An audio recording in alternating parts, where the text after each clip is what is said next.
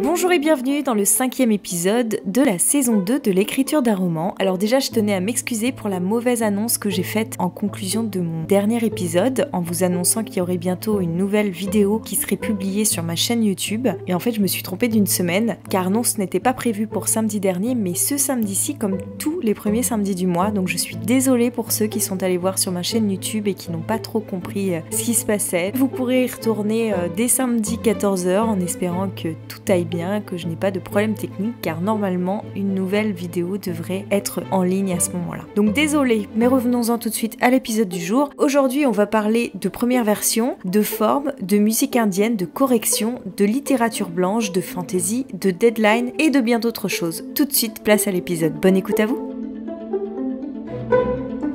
Le vendredi 8 janvier 2021. Bon, je suis en pleine session d'écriture. Normalement, je suis pas censée faire une pause en m'enregistrant ici, mais là, j'ai un petit peu du mal à me concentrer aujourd'hui. Je me suis fait complètement avoir en relisant la première version de l'Inde de Suraj, qui date très précisément du 14 mai 2017. Donc ça fait bientôt 4 ans en fait que j'ai commencé. Alors c'est pas la toute première version quand même, malgré qu'elle soit enregistrée sous le terme V1, parce que elle est déjà un petit peu travaillée. C'est écrit sous forme de journal, et j'ai lu comme ça les 30 premières pages avec une facilité déconcertante.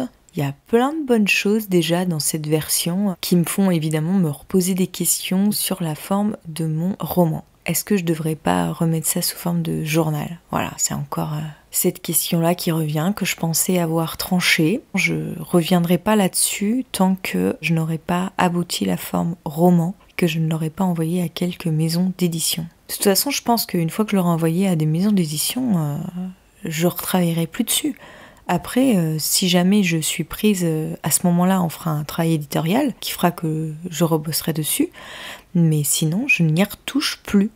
Sauf si je passe à l'auto-édition, ou dans ce cas-là, je serai amenée à revoir mon texte. Mais ça sera après une longue pause où je pourrai porter un regard neuf sur cet écrit. Là, je vais me mettre à relire la scène sur laquelle j'ai travaillé hier, voir si les corrections que j'ai faites sont correctes, si je peux l'intégrer tel quel dans le corps du texte à la place de ce qui était avant. J'ai aussi une petite chose à rajouter dans cette scène, mais si jamais je ne trouve pas la place pour le rajouter, c'est peut-être pas utile. Bon, séance très peu productive aujourd'hui, entre la relecture de la première version de mon manuscrit et des recherches de musique indienne. J'ai pas beaucoup avancé. J'ai juste relu la scène sur laquelle j'avais commencé à travailler hier, que j'avais un peu réécrite. J'ai pas rajouté finalement la petite chose que j'avais envie d'insérer, parce que j'ai pas trouvé la place pour la mettre, et puis c'est pas forcément utile. Donc à partir de demain, je vais reprendre la relecture de mon texte en continuant sur les corrections qu'en a fait ma professeure de français. Pourquoi je cherchais une musique indienne ? C'est parce que ça serait pour rajouter un petit peu une bande de son à mon livre. C'est-à-dire qu'à un moment, il y a un personnage qui chante, et je trouverais ça bien si j'arrivais à insérer quelques extraits de la musique qu'il chante. Alors je me souviens juste de l'air, mais évidemment je n'ai pas le titre, donc j'essaye de chercher parmi toutes les musiques indiennes, indie, de Bollywood qu'il y a sur internet, si j'arrive pas à retrouver celle-là. Je sens que c'est une recherche inépuisable. Le lundi 11 janvier 2021. Je continue le travail des derniers jours, à savoir reprendre mon texte avec les corrections de ma prof de français. Donc souvent, en fait, elle me souligne des passages et je sens que des fois, c'est pas très clair ce que je veux dire, qu'il faut que j'approfondisse certaines choses, etc. Plutôt que de tout faire sur le moment, je note pour plus tard les choses qu'il faudrait que j'approfondisse. Comme ça, en fait, quand je reprends ma séance le lendemain, je me base sur les notes que j'ai prises, les choses un petit peu à travailler qui sont moins dans le corps du texte. Et c'est par ça que je commence. Je sais pas si je suis très claire là. En gros, par exemple, si j'ai noté qu'il y avait une phrase qui était mal formulée, je l'ai mis à part dans un document et c'est sur la reformulation de cette phrase que je vais commencer le travail le lendemain, pour pas couper court dans ma séance en m'attardant sur une phrase en particulier. Alors j'avance très lentement, hein, j'en suis à la page 25 sur 248 depuis le temps que j'ai commencé ce travail. Mais c'est pas grave, j'ai vraiment l'impression de retravailler mon texte en profondeur et j'ai pas envie de continuer tant que je ne suis pas satisfaite de ce qu'il y a. C'est-à-dire que là, voilà, j'en suis à la page 25. Toutes les pages précédentes me semblent à peu près correctes. Il n'y a plus vraiment un gros travail à faire en ce qui concerne la clarté de mon propos, la tournure des phrases, ce genre de choses. Il y a encore des répétitions à retirer, à remplacer, des adverbes peut-être un peu lourds, mais sinon, ça tient bien la route, on va dire. Donc en fait, j'aimerais pouvoir avancer sur mon texte de cette manière. Tant que je ne suis pas satisfaite d'un passage, le retravailler, jusqu'à ce que j'arrive à une version qui me satisfasse et que je puisse passer à la suite. Alors voilà, je fais des allers-retours, ce qui m'évite comme ça de rester trop longtemps sur des choses qui sont peut-être un petit peu plus fastidieuses. Par exemple, aujourd'hui, j'ai recommencé ma séance en travaillant sur 2 passages qui étaient mal écrits. Dans un, il s'agissait de reformuler une phrase. Donc là, j'y suis à peu près arrivée pour éclaircir ce que je voulais dire. Et dans l'autre, il fallait que je rajoute un passage pour approfondir un moment de l'histoire. Et pour le coup, j'ai un peu brainstormé là-dessus, mais en fait, ce que j'ai trouvé me convient pas vraiment. Donc pour l'instant, c'est toujours en cours de travail. Je recommencerai ma séance demain par ça. Le but, c'est d'avancer comme ça, d'avancer de 2 pas, de reculer d'1, puis de 2 pas, de reculer d'1 et tout, pour avoir différentes choses à travailler en parallèle. Parce que si je ne fais que travailler sur la formulation de mes phrases, ça va vite me saouler ce travail, parce que c'est pas forcément ce qui est le plus facile. C'est ce qui demande le plus de prise de tête en fait, hein, parce que là on travaille sur le sens des mots, sur la grammaire aussi parfois, sur les synonymes, sur la signification. J'aime bien faire ce travail, mais pas que ça. J'aime bien aussi plonger dans mon texte de manière un peu plus ludique, quoi. Donc là j'ai un petit peu arrêté de me fixer des objectifs. Je continue à écrire et puis on verra bien quand est-ce que j'aurai terminé ce travail. De toute façon, comme je suis un peu bloquée au niveau de mes horaires, je peux pas non plus étendre mes séances d'écriture à outre mesure, donc faut que je le fasse avec le temps dont je dispose. Ça sera ça qui va déterminer le temps que va me prendre encore tout ce travail de réécriture. Mais c'est vrai que c'est compliqué parce que je sens que j'arrive au bout, j'ai tellement hâte de finir, c'est inimaginable, ça fait des semaines, voire même des mois que j'ai l'impression d'être au bout, puis en fait il y a toujours des choses à retravailler, et ça n'en finit pas quoi. Il y a un truc qui me perturbe pas mal en ce moment, c'est que depuis que j'ai commencé l'écriture de l'Inde de Souraj, je ne lis plus ce qu'on appelle la littérature blanche, c'est-à-dire tout ce qui ne rentre pas dans un genre, d'après ce que j'ai cru comprendre. En fait, au début, je me suis beaucoup pris la tête pour savoir dans quel genre j'écrivais. Alors, vu que c'était une histoire d'amour, je me disais, c'est peut-être une romance, mais il y a des choses qui correspondent pas à la romance dans mon livre. Je réponds pas forcément à tous les critères de la romance, donc j'étais assez interloquée avec ce texte. Et puis voilà, c'est pas qu'une histoire d'amour. Quand j'ai découvert le terme de littérature blanche, je pense que c'est dans cette lignée que je m'inscris le plus. Et donc je me suis mise à lire que de la littérature blanche pour vraiment lire dans le genre dans lequel j'écrivais. Et en fait, dernièrement, j'ai recraqué. J'ai lu ce que j'adorais lire auparavant, c'est-à-dire un roman de fantasy. En relisant Robin Hobb, que j'avais plus lu du coup depuis un certain temps, je me rends compte que j'adore toujours autant. Alors certes, c'est pas de la grande littérature. Elle a pas une plume qui me transcende. Alors après, je mets quand même un petit bémol par rapport à ça parce que c'est une traduction. Je ne la lis pas en version originale parce que je parle pas assez bien anglais pour pouvoir me plonger dans ces livres en anglais. Donc bon, j'ai pas accès à son écriture originale. Mais j'adore l'univers que propose cet auteur, j'adore comment elle développe ses intrigues, j'adore la manière dont elle développe ses personnages. Les thèmes qu'elle aborde me parlent, ça me plaît quoi. Et là où ça me pose question, c'est que je me rends compte que je prends pas autant de plaisir à lire de la littérature blanche que je prends du plaisir à lire ce genre de livre qui m'emporte dans un autre monde, qui me fait rêver. Et là, ça fait un peu plus d'une semaine que j'ai fini la lecture du 2e tome. Et donc, j'ai arrêté de lire Robin Hobb et que je me suis replongée dans les livres de littérature blanche. Et ça me manque en fait. J'ai envie de savoir la suite, j'ai envie de replonger dans son univers. J'aime vraiment tous les livres que j'ai lus d'elle, même quand elle écrit sous le pseudo de Megan Lindholm. J'ai adoré. Tous. Alors celui que j'ai préféré, c'est L'Assassin Royal. Mais après, Le Soldat Chaman est très très bien aussi. Les Aventuriers de la Mer également. Elle a toujours des idées originales qu'on a vues nulle part ailleurs. Et puis la manière aussi dont elle décrit la psychologie de ses personnages, c'est pas manichéen comme souvent en littérature de fantasy. Ce que je pourrais reprocher à la littérature de fantasy, c'est qu'on s'attache plus à l'intrigue, à la structure du roman, à l'univers dans lequel l'histoire se développe, qu'à la psychologie des personnages. C'est quand même pas ce qui prime le plus. Et du coup, souvent les personnages sont un peu creux ou un peu tièdes ou un peu caricaturaux. Alors que Robin Hobb, non, elle arrive à être assez subtile là-dedans. Et c'est ça que j'aime beaucoup avec cette auteure. Et donc, je me dis, mais est-ce que c'est pas là-dedans que je devrais retourner, en fait ? Et je pense que ce qui m'embête, c'est que c'est pas une littérature qui est reconnue dans le monde littéraire. Le mardi 12 janvier 2021. J'ai pas avancé autant que j'aurais voulu ce matin. Mais il faut dire aussi que ma séance était plus courte que d'habitude, étant donné que j'ai eu une petite panne de réveil.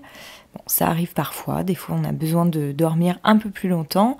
Et donc du coup j'ai commencé un petit peu tard à travailler et j'ai dû raccourcir ma séance. Là j'ai plutôt travaillé en profondeur sur certains passages. Il fallait que je rajoute un petit passage dans une scène pour l'approfondir. Il a fallu que je reformule aussi 2 phrases parce qu'il y avait beaucoup de répétitions. Enfin voilà, j'ai travaillé sur ce genre de choses, donc c'est un peu sur le texte en profondeur, on va dire. J'ai pas trop avancé dans la suite de la correction de mon manuscrit. J'en suis à peu près à la page 30 aujourd'hui, donc ça avance vraiment très lentement. Mais en même temps, tout ce qui est avant la page 30 maintenant me semble bon ou correct, on va dire plutôt. Je vais plus y retoucher avant un certain moment. Là, dans l'idéal, j'aimerais donc continuer à faire ce retravail sur mon texte en m'arrêtant parfois, si ça le demande, sur des passages pour les retravailler en profondeur, en explicitant certaines phrases, en explicitant certains moments. Vraiment en allant creuser en fait dans mon texte, qu'est-ce que je veux dire par là. Et là, les corrections de ma prof de français m'aident beaucoup de ce point de vue-là parce que des fois, elle me souligne des phrases et je comprends qu'en fait, tel que je les ai dit, c'est pas très très clair. Et j'essaye d'explorer un petit peu ce que j'ai voulu dire par là, sans forcément alourdir mon texte, mais juste aller au plus juste, justement. Il y a plusieurs niveaux qui s'échelonnent dans ce retravail. D'un côté, je veux vraiment aller puiser en profondeur dans mon texte pour reformuler les phrases, alléger certaines autres, etc., etc. Et de l'autre côté, je continue à relire en m'appuyant sur les corrections de ma prof de français, en essayant de comprendre ce qu'elle a voulu me dire, en réfléchissant lorsqu'elle me souligne certaines choses et qu'elle m'invite à en approfondir d'autres. Du coup, j'avance, je recule, j'avance, je reviens en arrière, je m'arrête, je repars. C'est bien parce que du coup, ça m'évite de m'endormir, ça m'évite de ne travailler que sur une partie fastidieuse. Et j'aime bien en fait ce travail quand je mélange plusieurs façons de travailler sur mon texte. À certains moments, je suis plutôt dans la lecture. D'autres moments, je suis plutôt dans le retravail des mots parce qu'il y a plusieurs répétitions. Et puis d'autres fois aussi, j'essaye d'approfondir certains points. Donc il y a vraiment plusieurs niveaux de travail. Ça me convient assez bien comme façon de procéder. Donc je vais continuer comme ça les prochains jours. Bon, ça va encore me prendre un temps fou, cette histoire. Mais bon, j'ai décidé qu'il fallait que j'arrête avec mes deadlines parce que de toute façon, je suis incapable de les tenir. Je me mettrai des deadlines quand j'aurai tout mon temps à consacrer à mon roman et ce n'est pas le cas en ce moment, donc ça ne sert à rien de me fixer des objectifs qui de toute façon s'avéreront intenables. Parce qu'au départ, comme je vous avais dit, je voulais terminer ce manuscrit fin janvier. Bon là, au rythme auquel j'avance, ça me semble impossible. Et je ne peux pas dégager plus de temps dans mon planning pour travailler sur ce manuscrit. Donc je fais avec le temps dont je dispose, et puis ça prendra le temps qu'il faudra, hein. Bon, j'aimerais pouvoir envoyer ce manuscrit cette année au moins. Enfin voilà, ça me laisse quand même 12 mois devant moi. Normalement, je devrais arriver à atteindre cet objectif. Voilà, j'aimerais vraiment le terminer cette année. Enfin, en tous les cas, le terminer pour avoir une version à envoyer aux maisons d'édition. Après, je sais très bien que si je suis prise quelque part, il faudra sans doute revoir le texte avec un éditeur. Mais dans ces cas-là, ça sera un autre travail. Et je me réjouirais de faire ce travail avec un éditeur. C'est ce dont je rêve en fait.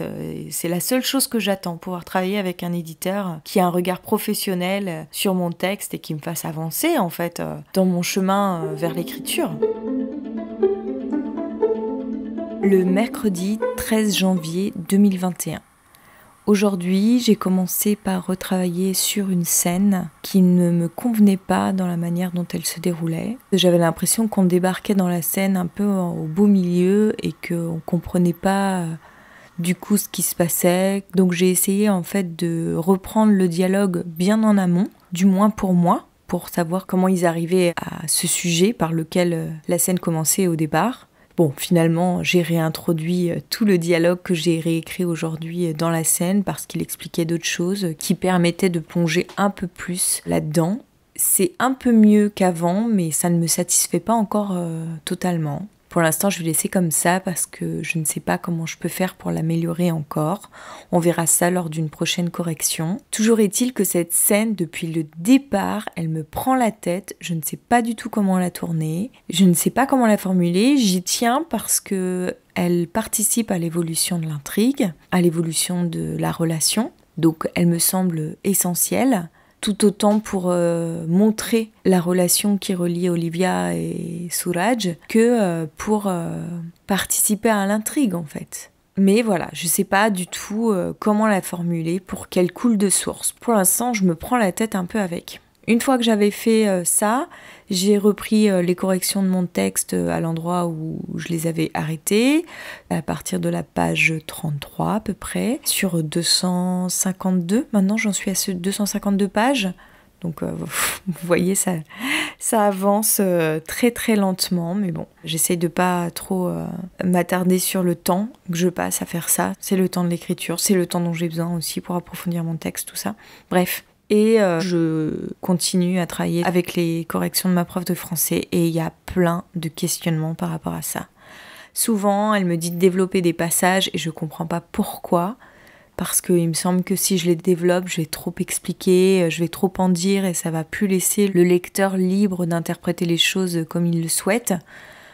Enfin, j'ai pas envie d'enfermer le lecteur dans un carcan où il se sentirait à l'étroit. J'ai envie qu'il puisse s'évader, qu'il puisse tirer ses propres conclusions, qu'il puisse faire ses propres interprétations, qu'il puisse aller à la réflexion, ce genre de choses, quoi. J'ai pas envie de lui tracer une ligne toute faite et qu'il ne puisse pas s'éloigner du chemin. J'ai envie de le laisser quand même assez libre en fait. Du coup, ça me perturbe ces moments où elle me dit de développer, où elle me dit d'analyser un peu plus. Je sais pas ce que ça porterait au texte. Alors est-ce qu'il faut que je le fasse pour moi, pour en tirer juste la moelle essentielle? Je sais pas. Donc régulièrement, je lui écris des mails que j'envoie pas, mais ça me permet de pousser un peu plus loin la réflexion comme si on était dans une discussion. D'ailleurs, en faisant ça, ça m'a permis de débloquer certains nœuds. Je lui pose des questions et en essayant de lui tirer les vers du nez, j'arrive à trouver une réponse. Je ne sais pas du tout si c'est celle qu'elle m'aurait donnée si on avait discuté ensemble, mais moi, en tous les cas, ça me permet d'approfondir mon texte. En fait, c'est ça l'avantage quand on discute de son roman avec des personnes qui l'ont lu. La discussion qui en découle permet d'amener une réflexion qu'on n'aurait peut-être pas eue tout seul. En tous les cas, moi que j'ai du mal à avoir toute seule, il faut que j'ai un référent en face de moi qui me tire les vers du nez. Comme j'ai pas envie d'inonder ma prof de mails et de questionnements, souvent je fais ce travail-là toute seule, mais comme si je m'adressais à elle. Et en fait, ça me permet assez miraculeusement de répondre à certaines questions, d'aller chercher plus loin quand elle me demande de développer. Donc c'est assez intéressant comme travail et comme façon de procéder. mais je pense que quand même on aurait besoin d'un autre rendez-vous pour travailler directement sur ces corrections dans le corps de mon texte. C'est-à-dire que j'ai le texte sous les yeux, que je le parcours et dès qu'elle me fait une remarque sur le texte, que je lui demande mais pourquoi, qu'est-ce que vous avez voulu dire par là ? Alors peut-être qu'on ne pourra pas faire ça sur tout le texte parce que ça serait un travail assez énorme, mais en tous les cas sur une petite partie, ce qui me permettrait peut-être de comprendre un petit peu mieux sa manière de procéder et de voir les choses. Je suis en train de faire le montage de mon podcast et là je suis en train de replonger un petit peu dans le texte que j'écrivais pendant ma coupure de l'Inde de Suraj sur l'essai autour des hommes de ma vie. Et en fait, je garde un très très bon souvenir de ce moment-là, quand j'écrivais ce texte. Sauf que voilà, j'ai pas terminé le premier jet, je me suis arrêtée en plein dedans. Donc je continue à y penser et j'ai qu'une hâte, c'est de pouvoir le retrouver. Sauf que ce qui me fait un petit peu peur là-dedans, c'est que j'ai été tellement enthousiaste dans cette écriture que j'ai peur d'être déçue quand je vais m'y remettre. Parce que avec le temps, j'ai peur d'idéaliser ce qui s'est passé, l'état dans lequel je me trouvais quand j'écrivais ça, quoi. Et est-ce que en laissant passer le temps comme ça, ce texte ne va pas grandir en importance et devenir de plus en plus impressionnant à tel point que je n'arriverai plus à m'y remettre ou que quand je vais m'y remettre, je serai déçue en fait par rapport à ce que je retrouve dedans. Parce que je pense que avant de continuer l'écriture, je vais relire tout ce que j'ai déjà écrit pour un peu me replonger dans l'ambiance, dans le style, tout ça. Et est-ce que ce que je vais trouver dans l'écriture, je vais pas être un peu déçue par rapport à l'élan euphorique dans lequel j'étais ? Je me pose la question. Mais en même temps, j'ai pas trop de solutions là parce que soit je veux mener à bien l'Inde de Suraj et je suis obligée de donner la priorité à ce texte dans le petit laps de temps que je me suis autorisée à garder pour l'écriture. Soit je me lance dans l'écriture de cet autre texte et puis je mets l'Inde de Suraj en stand-by. Et ça me semble pas trop envisageable étant donné que j'aimerais vraiment le mener jusqu'au bout avant de me lancer dans l'écriture d'un nouveau roman. Ça serait un peu bête, au bout de tout ce temps-là, tout le travail que j'ai fait aussi autour de l'écriture de ce texte, de pas le mener jusqu'au bout. Donc je pense qu'il faut vraiment que je m'y accroche et puis tant pis pour l'autre, tant pis si ces problématiques se révèlent vraies. C'est la vie, il faut faire des choix, il faut donner des priorités à certaines choses. Mais ouais, ça m'inquiète un peu. Le jeudi 14 janvier 2021. J'ai continué à corriger mon texte aujourd'hui. J'en suis à la page 38, mais il y a tout un passage sur lequel il va falloir que je retravaille demain, parce que les corrections de ma professeure de français m'ont fait réfléchir, c'est-à-dire qu'elle n'arrête pas de me noter à préciser. Et c'est vrai que j'ébauche plein d'idées que je développe pas plus que ça. Et peut-être qu'il faudrait que j'approfondisse un peu ça en explicitant plus, en fouillant en fait. Qu'est-ce que j'ai voulu dire par là, tout ça. Souvent, je distille des petites idées comme ça, mais je vais pas chercher plus loin. Pour moi, c'est assez clair, donc ça suffit. Mais peut-être que le lecteur, il peut être perdu par rapport à ça. Suite au mail que j'ai envoyé hier à ma prof de français, elle a répondu qu'elle était d'accord pour qu'on se voit pour une nouvelle séance de travail. Donc on a pris rendez-vous le 21 janvier. Et du coup, ça va me permettre un petit peu de travailler sur ces corrections à même le corps du texte.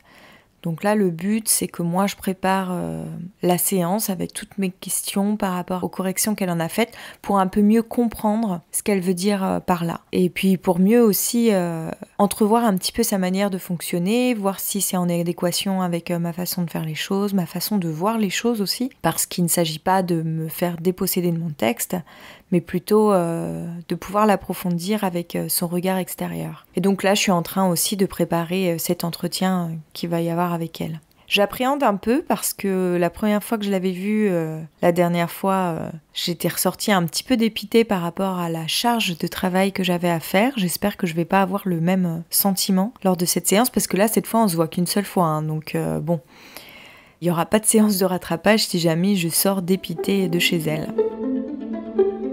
Je ne sais pas si vous connaissez Journal de la création d'Émilie de Sélienne. C'est le podcast que j'écoute en ce moment. Il est plein de pistes de réflexion. C'est hyper nourrissant et inspirant. Donc voilà, je me suis enfilé tous les épisodes. Et elle fait également un autre podcast qui s'appelle La Page Blanche, où elle va à la rencontre d'autrices. C'est que des femmes, je sais pas si c'est voulu ou pas, j'imagine que oui, mais elle précise pas pourquoi. Et elle va à la rencontre d'autrices pour les interroger sur leur processus d'écriture. Donc si vous vous intéressez à l'écriture, faut absolument écouter ces podcasts. Et j'étais en train d'écouter le dernier épisode qui est paru d'Émilie de Célienne du Journal de la Création. Et elle parle du refus des éditeurs. Elle parle que son objectif pour 2021, c'est d'envoyer un manuscrit en maison d'édition. Et donc moi, je partage exactement le même objectif, donc forcément ça fait écho en moi. Et donc elle donne sa réflexion par rapport à ça, etc., en disant qu'un manuscrit qui a été refusé, c'était pas forcément un mauvais manuscrit, qu'on se rendait compte après coup, lorsque les auteurs étaient publiés, qu'en fait ils avaient eu énormément de mal à accéder à la publication, que en fait auparavant ils avaient quand même connu pas mal d'échecs ou pas mal de refus par rapport à des maisons d'édition, donc c'est vrai pour la plupart des auteurs quand même. Et une réflexion m'est venue à ce propos, est-ce que si je suis refusée partout, je vais quand même vouloir publier mon texte en auto-édition ? Je me pose franchement la question parce que, comme je vous ai toujours dit, je suis pas hyper tentée par l'auto-édition, même s'il y a certains avantages. Mais je trouve que pour un premier roman, c'est dommage de se passer du travail éditorial qui peut avoir lieu dans une maison d'édition. Après, on peut très bien, peut-être en passant par l'auto-édition, faire appel à un correcteur ou à un coach littéraire. Je sais que ça existe, je m'étais un petit peu renseignée sur la question déjà, qui peut faire ce travail éditorial. Mais je sais pas à quel point des personnes qu'on paye comme ça peuvent être fiables. J'ai pas trop de connaissances sur la question. Je sais pas à quel point je pourrais leur faire confiance, à quel point ça ressemble à un travail éditorial, ce genre de questions, quoi. Et du coup, je me pose vraiment la question, c'est pas parce que j'arrête pas de vous saouler avec mon roman L'Inde de Suraj qu'il faut absolument que je le publie, que ce soit par n'importe quel moyen. C'est pas parce qu'il est refusé dans toutes les maisons d'édition dans un premier temps qu'il ne sera pas publié plus tard. Dans un second temps, imaginons qu'entre-temps j'écrive un autre livre qui a plus de retours positifs. Derrière, peut-être que ce livre pourra être publié. Des fois, on revient à des premiers manuscrits d'auteurs qui avaient été refusés à l'époque et qui trouvent grâce aux yeux d'un éditeur parce que il a abordé le travail d'un auteur par un autre biais. Donc ouais, je pense qu'il ne faut pas que je me bloque à cette question de vouloir absolument publier L'Inde de Suraj tout de suite. Je suis désolée de vous décevoir s'il y en a qui l'attendent avec impatience, mais ça prendra le temps que ça prendra. Je préfère, si jamais il est refusé de partout, me consacrer sur l'écriture d'un prochain roman et de le mener jusqu'au bout, parce que c'est dans cette démarche que j'apprends le plus sur mon process d'écriture et sur l'écriture en elle-même, plutôt que d'essayer de le publier en auto-édition, où la démarche m'intéresse beaucoup moins. Bon, on verra, hein. Peut-être que je vais changer d'avis d'ici là. Hein. C'est pas du tout tranché cette question. Pour l'instant, je l'ai encore pas terminée, déjà. Remettons les points sur les i. Et donc, je l'ai encore moins envoyé dans des maisons d'édition. Donc, on en est vraiment, vraiment pas là. Il y a encore 2 personnes à qui je pourrais le faire lire. Je sais pas si c'est très très bon de multiplier comme ça ces lectures.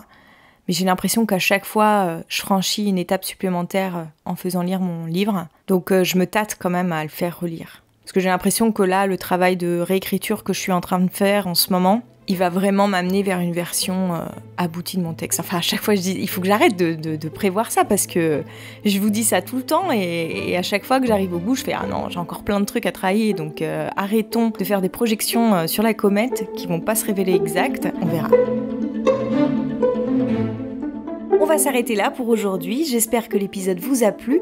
Si c'est le cas, on se retrouve vendredi prochain pour un nouvel épisode. Mais en attendant, une nouvelle vidéo sera bientôt disponible sur ma chaîne YouTube Aurélia se raconte dès samedi 14h. Et cette fois, c'est sûr. Si je n'ai pas de problème technique, évidemment. Vidéo dans laquelle je vous donnerai quelques conseils pour vous débarrasser du syndrome de l'imposteur, qui est l'une des premières barrières à laquelle on se confronte lorsqu'on cherche à se lancer dans l'écriture. Je vous rappelle que toutes les références que j'aborde dans ce podcast sont en description de l'épisode. Je vous remercie beaucoup pour votre écoute, et si vous avez envie de m'encourager encore plus, je vous invite à partager ce podcast autour de vous, à laisser un commentaire, une note ou à m'écrire un message sur Instagram @AuréliaHorner. Bon week-end à vous et à la semaine prochaine.